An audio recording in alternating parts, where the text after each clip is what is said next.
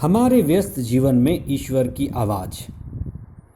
धर्म का सबसे प्रमुख कार्य है लोगों को जगाना, यानी लोगों को होश में लाना।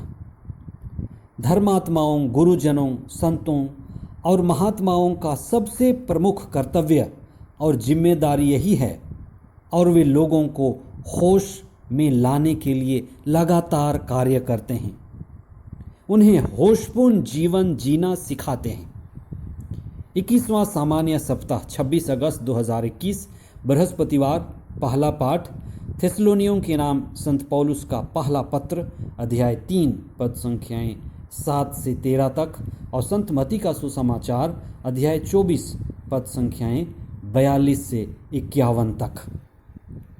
एक कहावत है, जब भी हम जागें तब सवेरा। हमारी पूरी जिंदगी का आधा समय हम सोने और आराम करने में गुजारते हैं। जागना दो तरह का होता है। एक जागना तो रोज दिन सवेरे घटित होता है, जब हम अपनी आंखें खोलते हैं और नींद से जागते हैं। यह घटना रोज सवेरे घटती है। दूसरा जागना हुआ धर्म का जागना, पवित्र आत्मा में जागना, चेतना में जागना, प्रज्ञा में होशपूर्ण होना और आध्यात्म में जागना। बाहर का जागना सूर्य के प्रकाश से होता है, अंदर का जागना दिव्य आत्मा की चेतना से और ईश्वर की प्रकाशना द्वारा घटित होती है। इसी को हम आत्मदर्शन, प्रभु दर्शन या अब्बा दर्शन कहते हैं, जिसके बाद हम वैसे ही नहीं रहते जैसे पहले होते हैं, जिसके बाद हम पहले जैसे सो नहीं सकते। धर्म का सबसे प्रमुख कार्य है विश्वासियों को, लोगों को जगा देना। हमारे धर्मात्मा, गुरुजन, संत और महात्मा सदा इसी काम में लगे हुए हैं कि वे लोगों को जगा दें, लोगों को होशपूर्ण जीवन जीना सिखाएं। धर्म का मार्ग चेतना का मार्ग है। आध्यात्म हमारे अंदर सत्य और आत्मा का आंतरिक प्रकाश लाता है, तभी हम जागते हैं। सुसमाचार के मुख्य अंश, जागते रहो क्योंकि तुम नहीं जानते कि तुम्हारा प्रभु किस दिन आएंगे। यह अच्छी तरह समझ लो, यदि घर के स्वामी को मालूम होता कि चोर रात के किस पहर आएंगे, तो वह जागता रहता और अपने घर को सेंध लगने नहीं देता। कौन ऐसा बुद्धिमान और ईमानदार सेवक है जिसे उसके स्वामी ने अपने नौकर चाकरों पर नियुक्त किया, ताकि वह समय पर उन्हें रसद बांटा करे। धन्य है वह सेवक जिसका स्वामी आने पर उसे ऐसा करता हुआ पाएगा। मैं तुम लोगों से यह कहता हूँ, वह उसे अपनी सारी संपत्ति पर नियुक्त करेगा। परंतु यदि वह बेईमान सेवक ऐसा नहीं करता, तो वह उसे दंड देगा।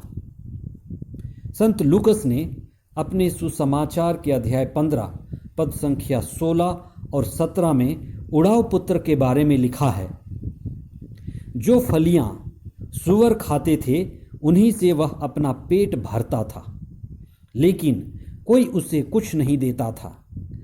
तब वह होश में आया और यह सोचता रहा कि मेरे पिता के घर कितने ही मजदूरों को जरूरत से ज़्यादा रोटियां मिलती हैं। फिर वह होश संभाल कर लौटना शुरू किया। उड़ाव पुत्र के जीवन को दो भागों में बांटा जा सकता है, होश में आने के पहले का जीवन और होश में आने के बाद का जीवन।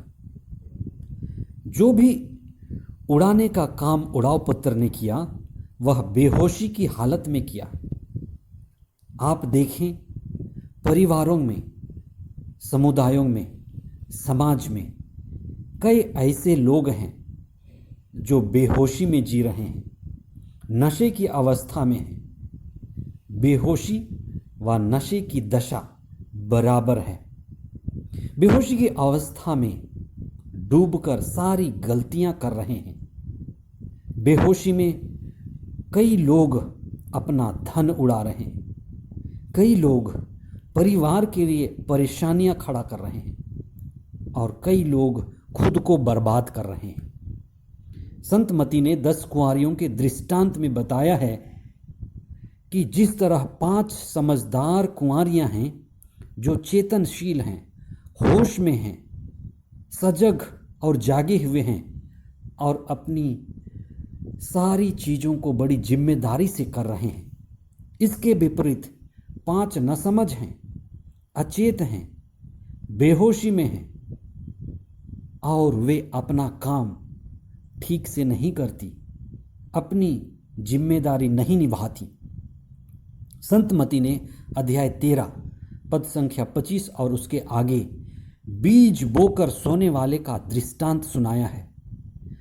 वह व्यक्ति अच्छा बीज बोकर सो गया और शत्रु आकर उसी खेत में जंगली बीज बोकर निकल गया। जो सो गया वह खो गया। आध्यात्म का सबसे महत्वपूर्ण काम है कि वह हमें जगा देता है, सजग व चेतनशील बना देता है, जिससे हम अपना कर्तव्य और जिम्मेदारी अच्छी तरह से लगातार कर सकें।